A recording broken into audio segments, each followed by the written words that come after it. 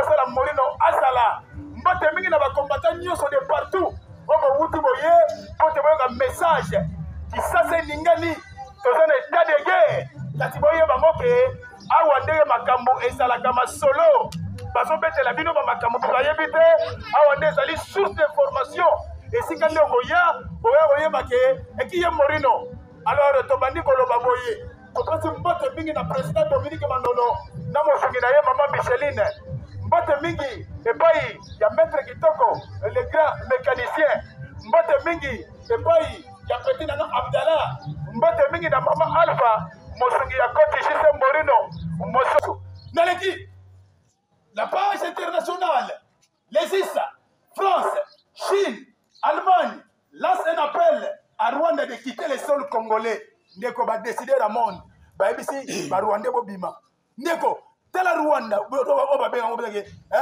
ntimambi mboka na yote ozokota pona obanda ko to ba richesse mboka wana otekela ba mindele ndeko quel courage ndeko eloko na yote okobokota na ko o imposer c'est-à-dire même ba mindele mais ndeko c'est-à-dire alingi c'est-à-dire souci na ye azwa c'est-à-dire qui vous connaît dans Goma nyose koma ya ye vous avez mal choisi l'adversaire avec la RDC hein na lobi na yo okendeki ko c'est-à-dire fobul ba conseil na yo ba kosi yo penza pote ba retour à l'expéditeur ne okomona ngo sikoyo yo oyo kobotela mabele ya yo te oyibi ba colta na ndenge oyibi ba manganese ba uranium na ndenge na ndenge olingi sikoyo so ke ondire so kokate olingo so nyonso okoyoka peta kiyoki na kiyoki peta turo yo ndenge ezalaka toleki.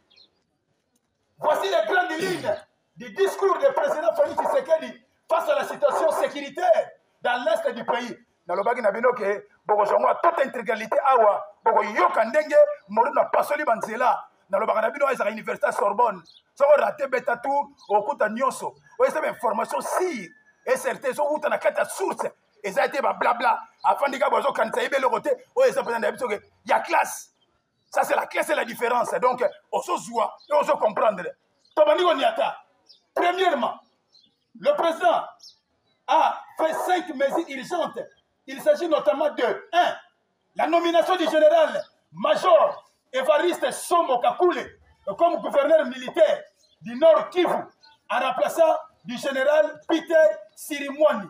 Ndeko, ce que moni Rwanda, ce qui moi paiement, parce que bomaki général militaire Nabiso au Sirimoni à Koufaki et remplacer qui est Balamoko et place ya Evariste Somo Kakule na banza sikoyo Nord Kivu bien koti côté lo que bomaki biso général wa salagité ce qui général a Koufi et ça la mori na quartier donc c'est-à-dire perturbation donc ba changer mon moto poko boye aye na ebiso que armée est en plein. Le gouvernement est instruit de déclencher le plan d'urgence humanitaire afin de venir en aide aux déplacés. Mokonzamboka a instruit le gouvernement. Batinda bambongo na biloko ko liana bakisi pour ne pas blesser nyonso pour te 100 morts na 1000 blessés. Ande ko tala Rwanda ninga so bomba biso ndeko 100 morts 1000 blessés. Alors 1000 blessés donc c'est-à-dire na bo plutôt c'est-à-dire étondi donc renfort et kendaki pour aide alimentaire bamakila maman Denise Niakero a pesé qui compatriote songa peuple congolais pour a souffrir makile zate so makile zate muta kufa noki alors ba bazana ba 100 vif batindaki bamakila félicitations. 4. Félix Tshisekedi a instruit le gouvernement de mettre en place des mesures rigoureuses de rédaction du train de vie des institutions et de l'air alimentaire, afin que les ressources ainsi économisées soient directement réorientées vers le soutien à nos forces armées. Ndeko, eloka kitoko yangoy. Balobi boy. Tous les 500 députés na balala na pongo iloko te, ndeko bazo ba 21 000. Soldats au coup na front, à attendre $100 te. Mokonzamboka lobi ke ayebisi Vital Kamerhe président Assemblée nationale banda ko kata bango mokonzamboka félicitations ne basaboye na yebisi de salaire à FARDC $10 000 Fati Béton, ton anengo lingi nous resterons toujours. Mourir non à pointe qui yoki na ki yoki. À ton gagner le côté, rien à dire. Et là, on va changer ça, nous sommes là. D'accord. C'est quoi le FARDC 10 000 balles. Bah, tu sais, on peut caisse sociale. Moi, on est malade. Famille malade. Eh, ngaye. Mbala moko ngaliema. Eh, tu la FARDC, ni ba pesa bango valé. Kende ki soda, on l'excellent la pomme. Kende contre FARDC, mbala moko makambu yangwana. 10 000 shaba. Na moi. Ça va salir une année. Makangi mokili te. Akangi mokili. Merci Fati Béton. Kamere. 4 ba député na ba mbongo nyoso. Alors, ba député moko ba pesi ba mbongo na bango kombo na ye Mende Omalanga. Oya salaki alobi ba so salaire nyoso. Ba pesa FARDC kitoko Mende Gilwando Jean-Pierre Bemba balobi ke ba mbongo na bango ekende déjà kitoko ne lengi. Oleba so $20 000 ba pesa FARDC. Donc, félicitations, na train de vie, et pour mon compte, Mboka Makambo, Azosala, Topusani. 5. Le président Tshisekedi invite la jeunesse congolaise, pilier et espoir de la nation, à répondre massivement à l'appel de la patrie en roulant dans l'armée. Ndeko, mon compte Mboka Boyokaki, alobike, Sikoyo, Togoyoke la chose Rwanda te, ba négociation, tozo take guerre. Guerre les anani, la population congolaise, jeunesse.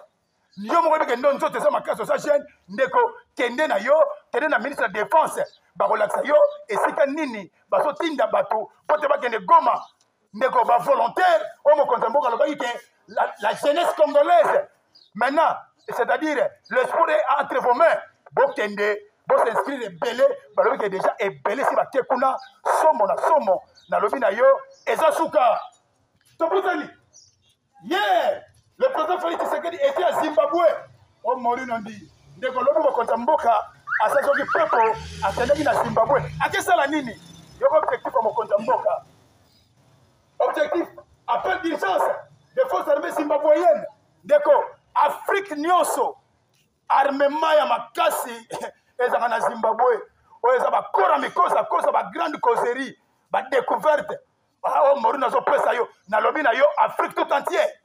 Donc ba armement ba arme lourde eza na Zimbabwe na yebi soke na minute yo Zimbabwe sa zinga ki este wana bokoyoka Zimbabwe nga ye déjà wana na yebi soke appel à mokonzi et si ba solo là ezaka conclure ça dit pas que conclure si ba solo là donc bazawana pote toyoka ndenge makambo ezo pusana na lobi na yo landa bien loko yo o morino mufinu kwa bumbu yo yeyo isiba mayele yoka yesi koyo na lobi boy Kagame est abandonné par les Américains et Tshisekedi prépare la RDC à devenir une très grande puissance en Afrique.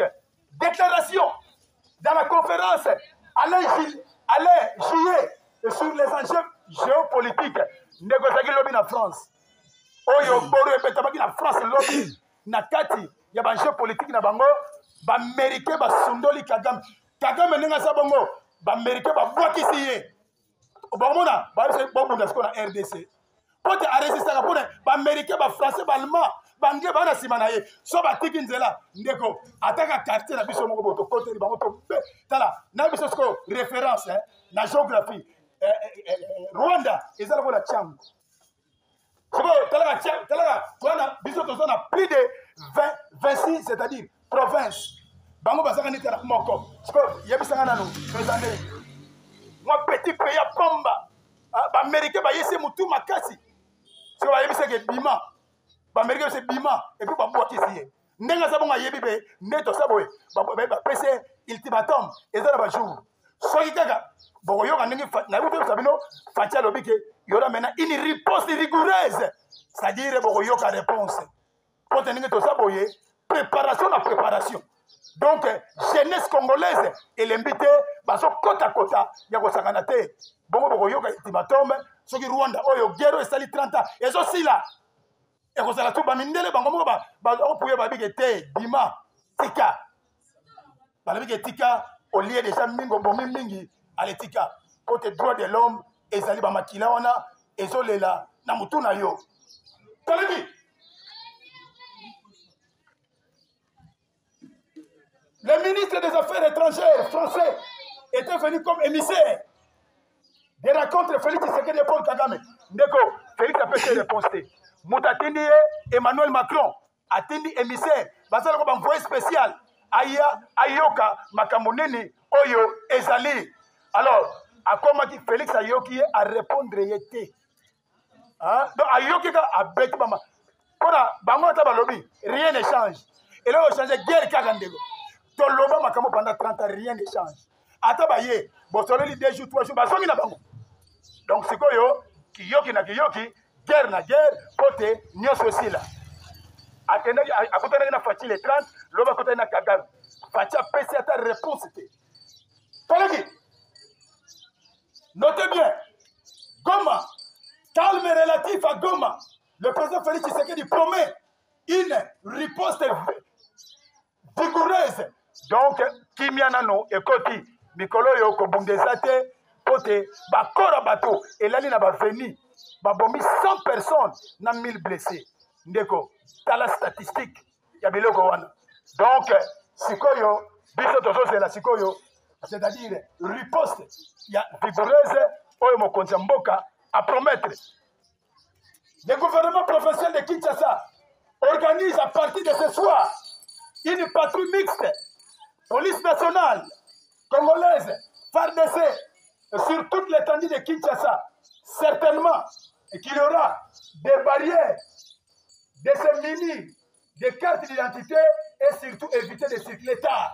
Soit mon phénomène va bomba de pesayo, bah ultimatum. Mikolo yo sokomoni 19h fanda. Koyungana je rappelle le côté bando koyungana. Et le côté kotambula na kotambula kisasa mobimba et le côté vanda kimia. Ba vanda no kimia yo. Pote mikolo yo police nationale na FARDC ba patrouille so salama. Même dans la barrière, avant les gars, on a carte d'identité, on a carte. Yom to na carte te, ba jouer na butu carte ça te ah makota didi. Yom to nga ko tambula pam ko yunga na ko yunga na yango nde mutu e ko sala e ko te ya yo. Toleki. L'opposition derrière nos FARDC et Wazalendo. Ndeko opposition na félicité bango. Oto benga ngo bolu bati tunga. Omoni moru na petit drapeau boye, to benga likamba mboka yo nyama. Ah, eza makama sécurité. Bolu badi tonga likamba mboka, likamba nation, opposition nyonso na sepeli na Fayulu, Moïse, baki bango bamoni ke ndeko, mais soki to tiki boro okene. Bango pe balandika Fachi, sima FARDC, ki tokone lengi ezalaka nde boye. Toleki. Nord Kivu, le gouvernement militaire en place. Ndeko, na yebi sibino ke sito nommé gouverneur militaire na Sud Kivu na Nord Kivu. Yende déjà ache armement en place to sala ba Rwandais ba poussana ba yoka kiyoki na kiyoki. RDC, pour la première fois, le secrétaire général de l'ONU acquise directement le Rwanda. Ndeko, États-Unis atabo lobby kara. Mais c'est quoi États-Unis secrétaire général? Il y a États-Unis, ça ne va pas. Il y en a que les Américains ont boycotté, c'est-à-dire Kagame. Azarota fier, Sikoyo, Babotoli Moussoni, Tokotala soit redonne de son Nengenini. Toleki, réunion d'urgence à Addis Abeba, à New York, est de la RDC des sanctions contre le Rwanda. Bah décider, c'est-à-dire bah décision de Bango pour le Rwanda. Toute la population congolaise est déterminée d'affronter le Rwanda. Ndeko, na yebisio mukolo wana soki fatia peke menduki. Ndeko, Rwanda, il y a comme à 1000 morceaux. Bah étudiant, ah, merci na ministre, il y a enseignement supérieur universitaire. Alors bien étudiant que et comme bolu bodi tunga, les kamamboka, bilan de jeunesse, na yebisio étudiant ba inikin. Issa, IBTP, Malula, partout. Ndeko bakita kitina aéroport, bazo minduki, pote bakota Rwanda. Ba yebisi bango bozela ultimatum ezali mokonzi mboka ko fongola masolo déjà, pote to ça déjà plein na situation de guerre. tozofongola masolo toyoka nano ndenge badécideur bazoloba po te so balobi mabe kanangi kananga tokoti Rwanda mbala moko. Pour la première fois RDC akota na Rwanda na mwa aéroport na bango Gisenyi ndeko palpite Kagame azwi bana we Hongrie nano okimisi bana te okoyoka ke bango pendant 30 ans bataka biso bamokolo moko palpite Rwanda po saba mokolo ga moko bonso tokoteli bango na aéroport pomba palpite bonso tokoteli bino eza ndenge et à ce moment musique Nguema Makanda Weranson va prester à Arena de Paris dès ce 15 février 2025. Ambassadeur de la paix Nguema a roloba pema pote mokili mobimbe ko yoka Nguema qualité d'ambassadeur a déplorer la situation oyo ya est ndenge batondio ko la biso en qualité d'ambassadeur de la paix et véhiculer monde entier. Sport, calendrier de léopard pour la phase de groupe ndeko l'adversaire Nabiso Otobeta na Cannes ezali ekobanda le 21 décembre oyo 2025 puis le 18 janvier 2026 eza na Maroc l'adversaire RDC Bangoy. Première journée le 23 décembre 2025 la RDC affrontera le Bénin. Deuxième journée le 27 décembre 2025 Sénégal RDC ondeko yinde ko sakanate onde bomali wanza bomanzoko pote Sénégal a facilité. Et troisième journée le 30 décembre 2025 Botswana RDC. Voici groupe D RDC, Sénégal, Bénin et Botswana. Voilà. Et Morino tokobeta pe lobby dimanche na équipe na ngai otobenga ngo fese nkosi otobenga nkosi ndingo biganya terrain netre wana te makambo eza kotoyo wana ezalaki première synthèse otopesi bino mpona makambo etali c'est-à-dire guerre oyo ya est lobby na banza tokodéveloppe bapoint mosusu me nalingaka maboko mpenza ebetama apote ekotaka te esalaka mwa mer. Merci beaucoup bakombatant eza force de yo nyama yo na na kobetola maboko yo